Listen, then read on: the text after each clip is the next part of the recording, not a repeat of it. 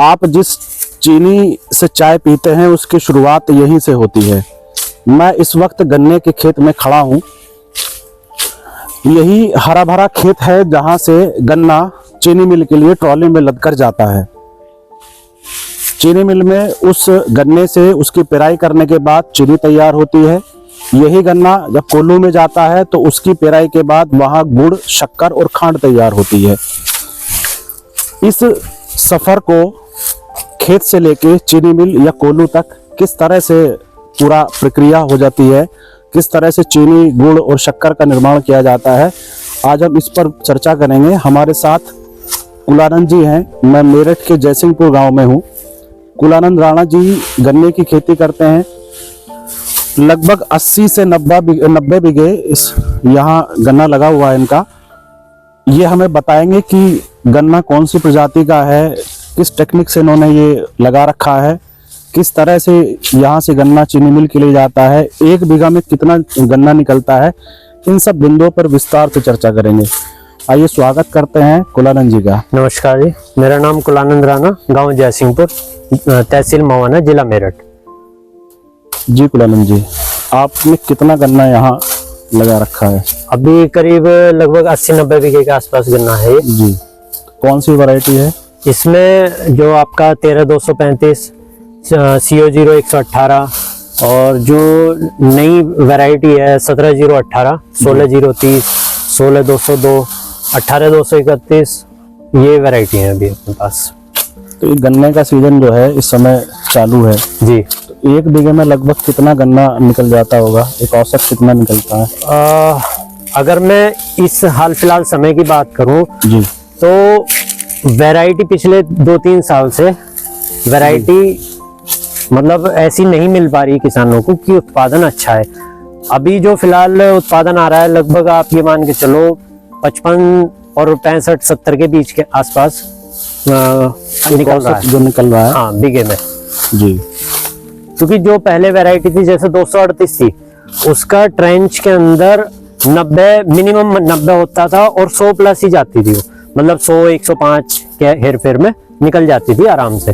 और जब से ये 238 के अंदर रेड रोट इस तरह की जो समस्याएं आई हैं तो मतलब उत्पादन एकदम से घट गया है। इसमें किसानों को भी दिक्कत आई है और जो चीनी मिलें हैं उनको भी दिक्कत आ रही है। मैंने आपका ये गन्ना जो देखा है बिल्कुल गन्ने की लंबाई और इसमें कोई जो है टेढ़ापन नहीं है, बिल्कुल सीधा गन्ना है। ये कौन से टेक्निक से आपने गन्ना लगाया था?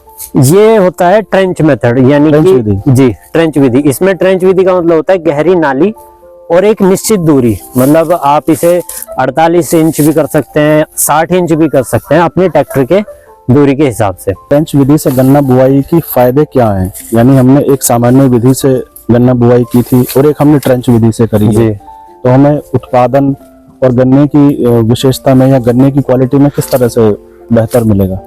इसमें ट्रेंच विधि में सबसे पहले तो बात करते हैं बीज की। जी, इसमें लगभग आपका 2 कुंटल बीघे के आसपास इसमें बीज लग जाता है। जी, फिर इसमें हमारे 1 एकड़ में खूड़ आते हैं लगभग 40-45 खूड़। वो खेत की दूरी, लंबाई और चौड़ाई के ऊपर निर्भर करता है। जी, हमारे 1 एकड़ में लगभग 40-45 खूड़ आते हैं। तो हमारा जो खाद है वो आधा हो गया, मतलब कम हो गया जी नॉर्मल विधि से। और जो खाद हम डाल रहे हैं वो सिर्फ हम अपने गन्ने को दे रहे हैं, खाली जमीन में नहीं डाल रहे। और जो सादी विधि है उसमें क्या छिटक के देते हैं तो वो सब पूरे खेत में फैलता है जी। तो इसमें हम सिर्फ गन्ने की नाली में दे रहे हैं जी, वो डायरेक्ट गन्ने को मिल रहा है, कम खाद पूरा काम कर रहा है अपना।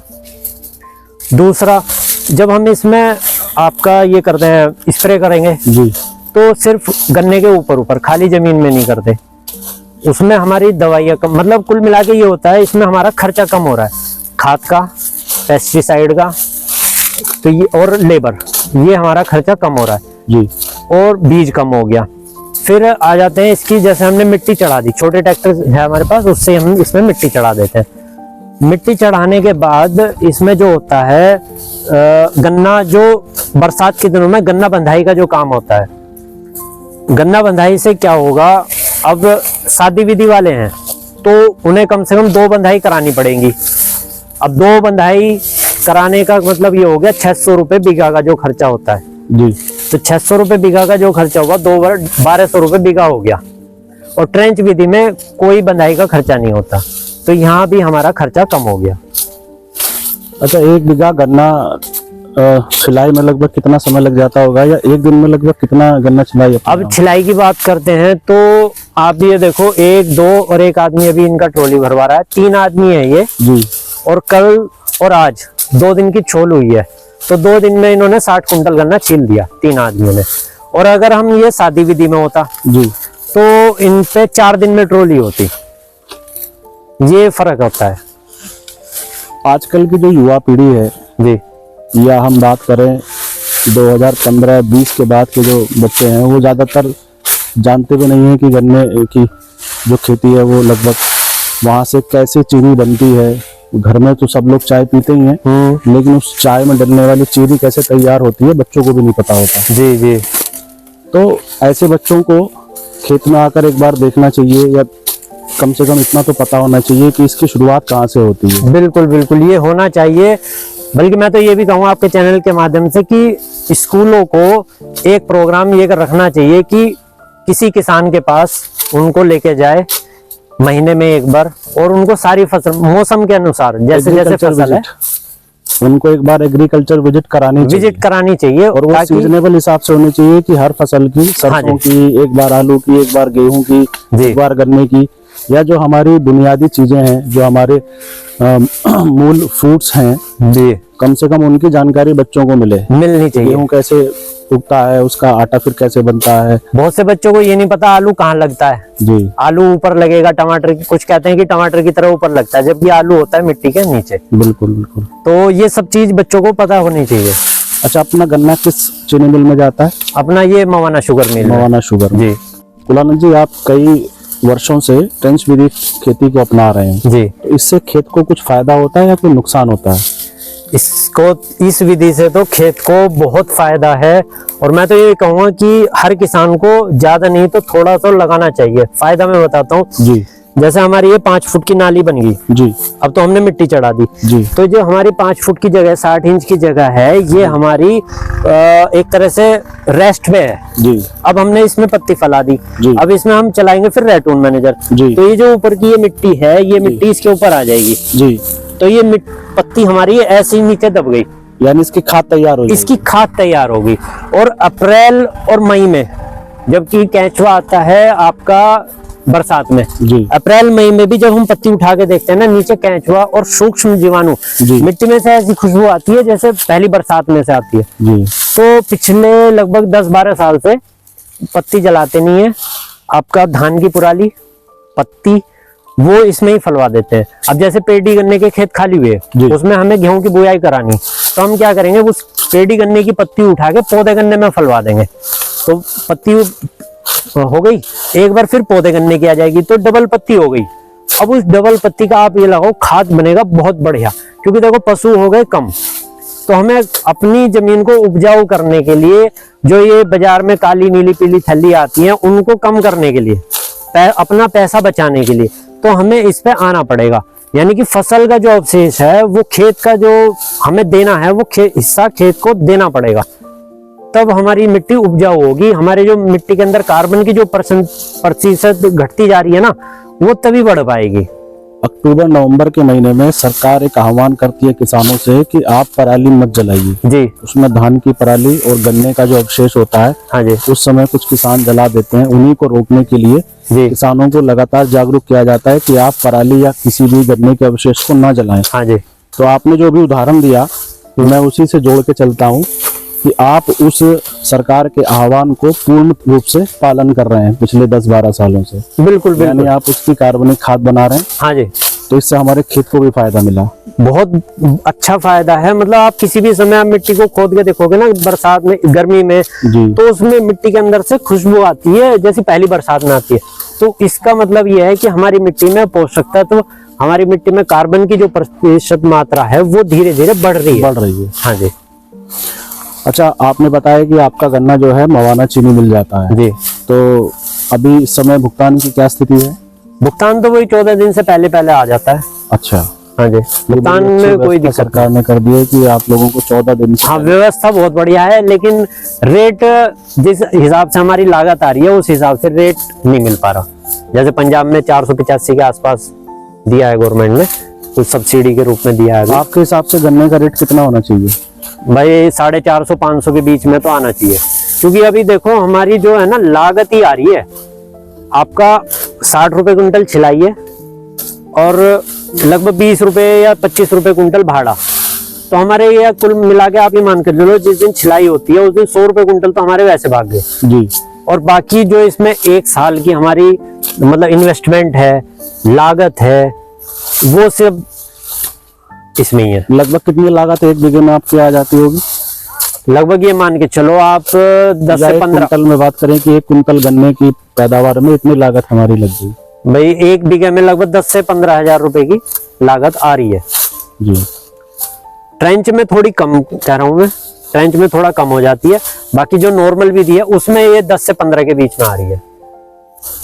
कुलानंद जी, सरकार कहती है कि आप गन्ने को कम करिए जी। ये मेरा अर्थ ये हुआ कि किसानों से बार बार आह्वान किया जाता है सरकार की तरफ से कि आप गन्ने के रकबे को थोड़ा सा कम मात्रा में करिए, क्योंकि हमारे देश के अंदर चीनी की जो उत्पादन है वो खपत से कहीं अधिक है जी। ये सभी को पता है। तो सरकार कहती है कि आप थोड़ा सा शाक भाजी या जो औद्यानिक खेती है उनकी तरफ आइए। आप फल फूल सब्जी बहुत तरह की चीजें हैं, उसमें भी आप किसानों को थोड़ा थोड़ा दलहन तिलहन की तरफ आह्वान किया जाता है, उनको जागरूक किया जाता है। किसानों को सहफसली के लिए भी जागरूक किया जाता है जी। इससे किसानों को फायदा भी होता है। अगर कोई सहफसली करता है बिल्कुल, तो कोई भी 2, 3, 4, 6 महीने की छोटी फसल हो तो उसको मिलता भी, लेकिन किसान इस तरफ बहुत कम जागरूक होते हैं। मैं अगर एक प्रतिशतता की बात करूं तो हमारे जिले में या प्रदेश में बहुत कम ऐसे किसान हैं जो औद्यानिक खेती करते हैं, लेकिन गन्ने की खेती यहाँ ज्यादा है। तो ऐसा कारण क्या है कि गन्ने की खेती नहीं छूट पाती? गन्ने का रकबा लगातार किसान उसको बढ़ाता चला जाता है और गन्ने से उसका थोड़ा सा भी अपने आप को नहीं मूव कर पाते शाक भाजी या किसी औद्यानिक खेती की तरफ। इसका मूल कारण क्या होता है किसान के जहन में? जैसा मुझे लगता है मूल कारण तो एक ही मुझे समझ में आ रहा है कि हमारी ये पारंपरिक खेती होगी, मतलब पक्की खेती होगी, पक्की खेती कहा जाता है। और हमारे बुजुर्ग लोग पहले से करते आ रहे जी, केवल गन्ना या फिर गेहूं।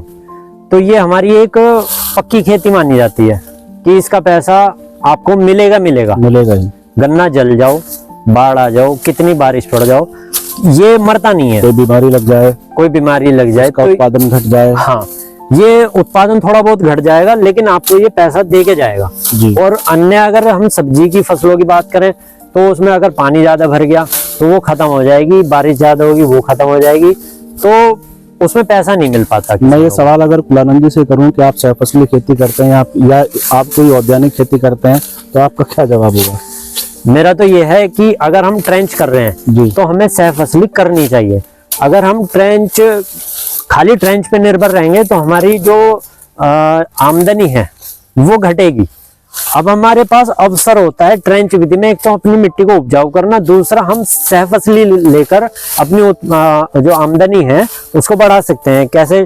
जैसे हमने नाली बना दी, आपकी 5 फुट पे खोड़ है, तो वो जो हमारा लगभग 3 फुट का बेड बना है उस बेड पे हम 2 लाइन सरसों, जैसे आपका ऑटम प्लांटिंग हुई उसमें आप सरसों लगा सकते हैं। अगर सरसों नहीं लगानी तो पत्ता गोभी, कुछ भी आप इसमें फसल ले सकते हैं सब्जी की, और सरसों हो गया, इस तरह से आप ये फसल ले सकते हैं। उसमें आपकी जो गन्ने में लगने वाली लागत है, गन्ना एक तरह से आपका फ्री हो जाएगा जी। और फिर जैसे मार्च में आ गए, आप इसमें मूंग, उड़द या चारा, इसमें कुछ भी बो सकते हैं। हरी खाद भी आप लगा सकते हैं। हरी खाद फिर आप इसकी जुताई हो जाएगी तो वो मिट्टी के लिए काम करेगा। आपने गन्ने के अलावा कोई और फसल लगा रखी है इस समय? इस समय तो नहीं है, पहले मतलब अब से 1-1.5-2 साल पहले आलू लगाया था गन्ने के साथ में आलू। तो उसमें क्या हुआ, अब तो मशीनें आ चुकी हैं। पहले क्या था, आलू खोदने के लिए ट्रेंच विधि में मशीनें नहीं थी, तो इस वजह से फिर वो हमने बुआई बंद कर दी। बाकी सरसों लगाते हैं। सरसों जैसा हमारे यहाँ क्या है, ऑटम प्लांटिंग ज्यादा नहीं होती, तो इस वजह से हम भी मतलब लगभग 2-3 बीघे ही कर पाते हैं, ज्यादा नहीं करते। बाकी सारा गन्ना हमारा आलू खुदाई के बाद मार्च में लगता है, तो तभी लगा देते हैं। आपने आज हमारे दर्शकों को सरल खेती पर अपनी ट्रेंच विधि खेती के बारे में बहुत विस्तार से बताया। अगर किसी किसान भाई का कोई प्रश्न होता है, पूरे प्रदेश भर से कहीं किसी से कोई सवाल है ट्रेंच विधि के बारे में, आपसे कोई जानकारी हासिल करना चाहें, कोई सहायता लेना चाहें, बिल्कुल, तो वो किस तरह से आपसे संपर्क कर सकते हैं? वह मेरा संपर्क नंबर है 9870701609, आप इस पर बात कर सकते हैं। दर्शकों, आज आपने गन्ने के खेत के से लेकर उस चीनी मिल तक के सफर को थोड़े से जानने की कोशिश की है। हमने भी बताने की कोशिश करी है कि एक गन्ने के खेत से सफर कैसे शुरू होता है गन्ने का, और वो ट्रॉली में लदकर चीनी मिल तक कैसे पहुंचता है, ट्रेंच विधि की क्या खासियत होती है, ट्रेंच विधि से खेत को क्या लाभ है, किसानों को क्या फायदा होता है, और फसल किस तरह से शानदार हमें उसका उत्पादन मिलता है। इसी तरह की शानदार वीडियो के लिए बने रहिए हमारे साथ। मिलते हैं जल्दी अगली वीडियो में। नमस्कार, जय हिंद, जय जवान, जय किसान।